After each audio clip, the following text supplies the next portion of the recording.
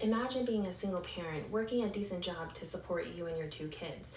Due to how much you make, you are just over that maximum limit to qualify you for state insurance. So you're forced to sign up for your job's insurance. Difficult part is the insurance premium is so high, even though your employer is covering 75 to 80% of that premium, your portion that comes out of your paychecks each month or each pay period adds up to be about $600 for you and your two dependents. And that's not even including the insurance plan that you have, the high deductible that comes with it, which is about $5,000. That single parent was me. One of my sons has really bad asthma as well as hearing loss in both ears. Because we lived in Alaska and the weather is so cold, majority of the year, that's a trigger for his asthma. And unfortunately, at being such a young age, doctors would always admit him to the hospital for round-the-clock care. Medical insurance was a must, and there was just no way we could go without insurance. Just to cover my portion of the insurance premium as well as the out-of-pocket costs that accrued, I had to pick up a second job. That's why I will be explaining how universal healthcare in America will be for the best interest of all Americans. It will not only lower healthcare costs, which has economic benefits, but also the health benefits will improve America's overall population's health, which will also increase our average of the life expectancy, as well as provide a healthier workforce due to an increase of preventative care services. You may be asking yourself, well, why do we need universal health care if we already have health care?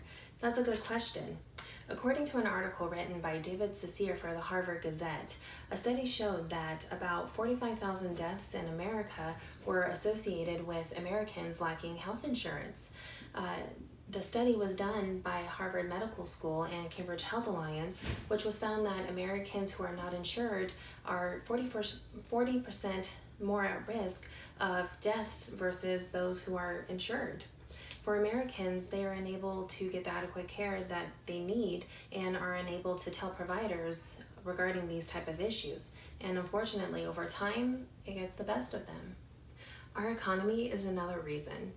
This would be cost beneficial for our economy. Compared to other countries that have some form of universal health care, US spends more on healthcare per capita than any other country. The United States currently spends up to $3 trillion annually, which over time would increase and cause the US to spend more than $35 trillion over a decade. With universal health care eliminating the middleman in insurance, this could save the US up to $600 billion in healthcare costs. The U.S. will have a healthier workforce because there will be an increase in preventative care services, and Americans will have access to PCPs without the concern of going into financial hardship just to cover their visits. With the increase of preventative care, this will decrease the amount of traffic our emergency rooms see throughout the nation, which means hospital staff, our doctors and our nurses, will not be overworked as they are now. Because in 2018, there was 30.4 million people without insurance. That means that 30 million people were going to ERs for their PCPs due to not having medical coverage. This statistic is from 2018's National Center for Health Statistics survey regarding health insurance coverage. So you may wonder, how can America solve these issues you mentioned? Another good question. I have stated some of the issues that come with not having universal health care.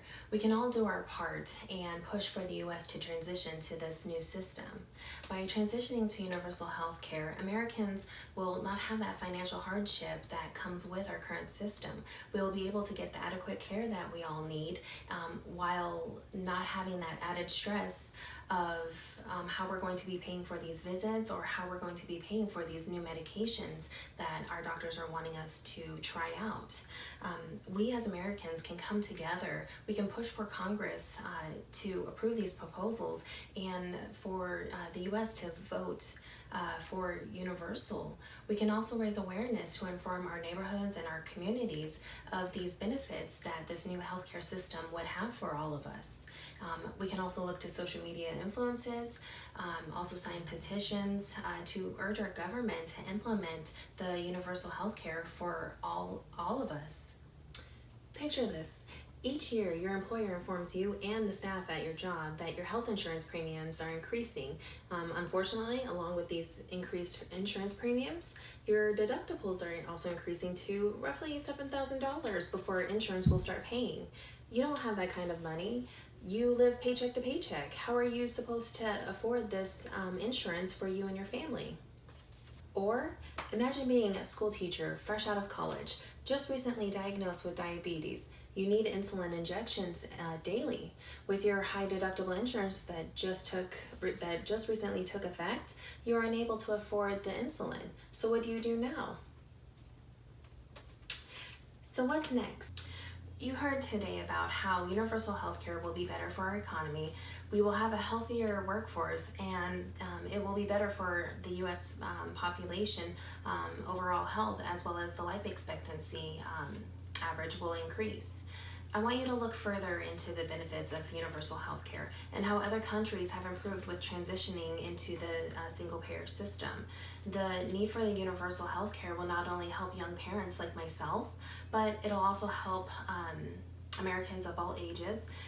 It'll also help grandparents who are on a fixed income, retired, only have Medicare for insurance coverage, and can afford the 20% that comes with just having Medicare for medical coverage. I strongly urge you to be more vocal. Have your voice heard about wanting universal health care.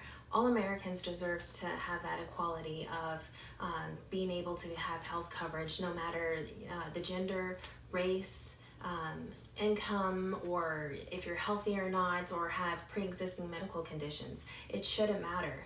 We have to think about our future and how we're going to leave this world behind for our children and their children in the years to come. Thank you.